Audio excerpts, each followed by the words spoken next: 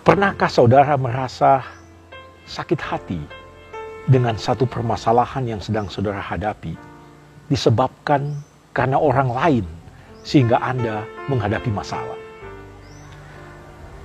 Dendam, jengkel, sakit hati muncul terhadap si pembuat masalah itu. Sering orang sebut biang kerok. Inilah yang membuat kita menjadi masalah.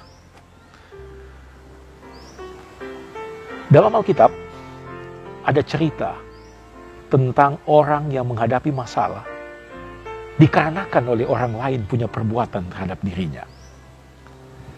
Yusuf, dia harus mengalami pahit hidup. Dijual ke Mesir, jauh dari orang tua, jauh dari kehidupan keluarga. Dia menghadapi berbagai macam masalah, bertubi-tubi. Sampai lagi di Mesir, dia hidup bersama dengan seorang perwira yang terkenal, Potifar. Namun di dalam rumah itu, dia juga menghadapi masalah bukan karena dia, tapi karena orang lain.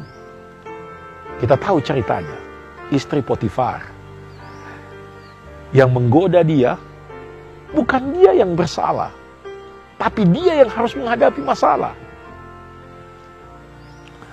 Dan begitu berat permasalahan yang dihadapi oleh Yusuf. Dia sudah jauh terbuang dari keluarga, jauh dari orang tua, hidup sendiri di negeri asing. Yang pahitnya lagi, hidup dalam penjara. Dan dalam penjara dia begitu sulit. Itu tertulis dalam Alkitab, Mazmur 105 ayatnya yang ke-17 dan 18. Diutusnyalah seorang mendahului mereka, Yusuf, yang dijual menjadi budak. Mereka mengimpit kakinya dengan belenggu, lehernya masuk ke dalam besi. Angankan saudara, ketika saudara menjadi Yusuf, kaki yang harus dibelenggu, leher yang harus masuk dalam besi. Walaupun bukan dia, sehingga dia harus masuk dalam penjara dan mengalami kesulitan. Kalau mau dilihat ke belakang, dia bisa saja mengatakan, ini karena saudaraku. Karena saudaraku menjual saya ke Mesir, sampai di Mesir, ini karena istri Potifar. Tapi ternyata, Yusuf tetap menjalani hidup selalu bersama Tuhan. Walaupun dia mengalami masalah yang bertubi-tubi, dia terus berserah kepada Tuhan. Tidak mempersalahkan orang lain. Dan itu terlihat jelas ketika Yusuf menjadi orang besar dan memperkenalkan diri kepada saudara-saudaranya. Dalam buku Kejadian, pasalnya yang ke-45, ayatnya yang ke-5. Dengarkan kata-kata Yusuf. Tetapi sekarang, janganlah bersusah hati dan janganlah menyesali diri karena kamu menjual aku ke sini. Sebab untuk memelihara kehidupanlah Allah menyuruh aku mendahului kamu. Dengan kata lain, Yusuf mengungkapkan isi hatinya kepada saudara-saudaranya. Karena saudara-saudaranya ketakutan. Jangan sampai Yusuf balas dendam. Tapi justru Yusuf mengatakan, tidak usah kamu sesali. Apa yang telah kamu buat itu tidak perlu kamu sesali. Tuhan semua sudah atur.